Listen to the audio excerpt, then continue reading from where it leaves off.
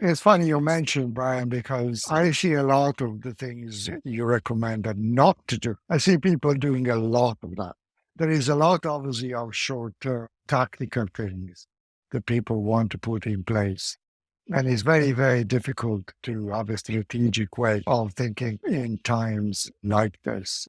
You're right. Everything in your instinct right now is telling you survive, do something short term, get something out there quickly that's going to maybe move a tiny needle a little bit. But I actually think in times like this, it's more important than ever when you have to make hard choices to make sure they're the things that are going to allow you to win years or even decades from now. I think one of the strengths we have at Rocket is that we make plans that are decades long. We are 24 years into a digital journey.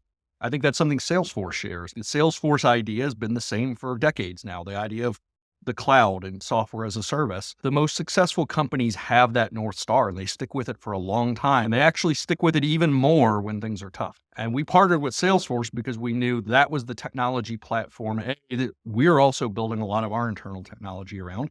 But we know in the financial services industry, it's the platform. And we wanted this technology to be consumer focused and client centric, which is really the nature of Salesforce. One bit of data, one data point that I wanted to mention in times like this, they tend to get for the short term. According to Gartner and most research organizations, the investments into anything that is IT, customer service, more technology, more digital interactions, all of those investments are kept currently by most companies, medium and large.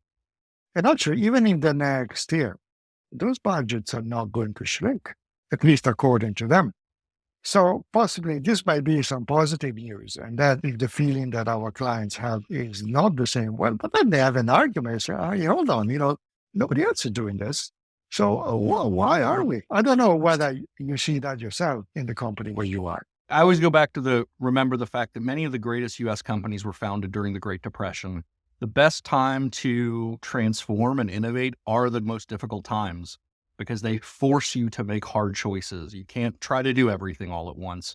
You've really got to focus in on doing the things that matter. It's difficult. It's not always necessarily a pleasant experience to go through, but it is critical. And I think that you'll see that the best run companies are going to focus on that, what I call durable value. How do you build things that will be valuable to your clients and to your business 3, 5, 10 years, not, Q3, Q4. The companies that live by quarters, they're ultimately going to get consumed by that. And the companies that live in years and decades will be around to be successful for years and decades. This episode of IT Visionaries is brought to you by Salesforce. With Salesforce's low-code app dev tools, you can be more efficient, more productive, and save money by reducing development time by up to 90%. Get Salesforce's low-code playbook and increase time to value for your team and your customers.